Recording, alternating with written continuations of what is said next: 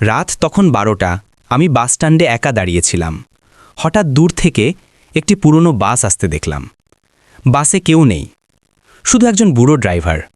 আমি উঠে বসলাম। বাস চলা শুরু করতেই মনে হলো বাতাস ঠান্ডা হয়ে গেল। তুমি বসে বসে কি ভাবছিলে?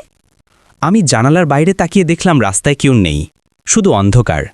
কিছু দূর যেতেই দেখি বাসের পেছনের সিটে আরেকজন কেমন করে বসে আছে। তুমি কি ড্রাইভারকে বললে? হ্যাঁ, আমি বললাম, ভাই, বাসে তো আর কেউ ছিল না। ড্রাইভার ধীরে বলল, ওকে তুমি দেখো না, মাথা নিচু করে থাকো। ওরে বাবা, তারপর? হঠাৎ পেছন থেকে ঠান্ডা শ্বাস। আমি চুপ। ড্রাইভার বলল, ওরা প্রতিদিন এ সময় ওঠে। বলে বাস থামালো এবং দরজা খুলে দিল। বলল, দ্রুত নাম। আমি লাফ দিয়ে নেমে পড়লাম। তারপর বাস?